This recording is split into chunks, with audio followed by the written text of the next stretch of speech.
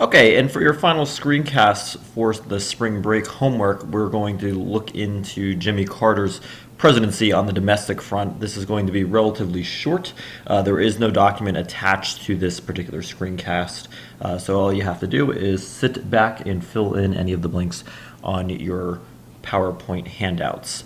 So at this point in the election of 1976, you have Ford being seen as a president who has no answer for the ongoing stagflation. You have gas prices at an all-time high, and not to mention that Ford being somewhat related to Nixon as his former VP, you have that in the era of Watergate, the Vietnam War, as well as the ongoing recession.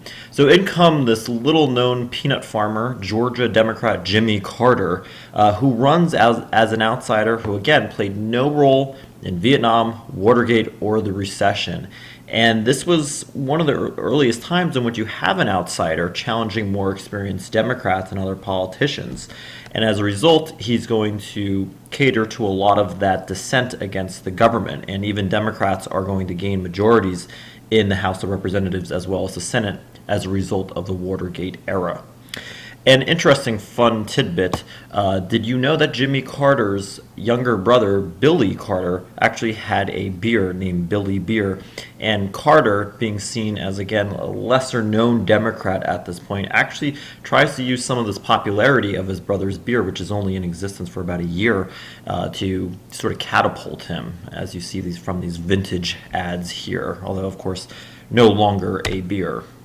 And here's another picture of Jimmy Carter, who once said that he took some advice from his 9-year-old younger daughter, in which he received a lot of criticism for doing that. You know, in the sense that you have all these ongoing problems and you're almost joking flippantly that you're taking advice from a 9-year-old when you're dealing with really big systemic problems that are affecting average Americans.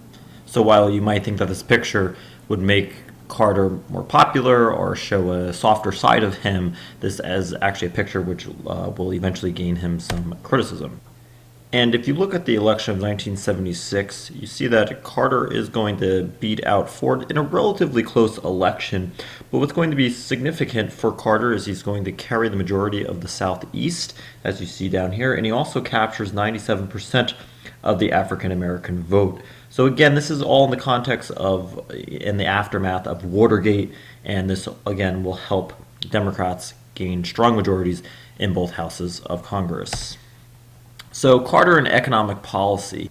Carter is going to try to attack the energy crisis by attempting to conserve oil, energy, while simultaneously trying to increase output for the U.S. coal industry. However, both attempts to reduce the consumption of oil as well as check inflation really fall quite short. For example, inflation is going to hit a rate of 13%, something really unheard of for this time by 1979. However, you will see some recovery in 77 and 78 with respect to unemployment.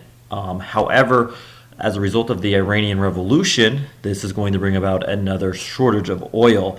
And as a result, this in conjunction with a very troubled economy, tight fiscal policies on the part of the Federal Reserve Board are not going to really bring any alleviation. And Carter is going to be seen domestically as somewhat of a failure in terms of trying to revive the economy. But even if you just look at an average home mortgage rate, you'll see towards the end of Carter's presidency, the mortgage rates significantly skyrocket and even come close to hitting about 15%. If you look at the national average, I mean, you can even get a fixed 15-year mortgage rate for as low as 2.75% today. So when you look at that compared to the mortgage rates that you see in the late 70s, it's going to be highly indicative of a weak and troubled economy.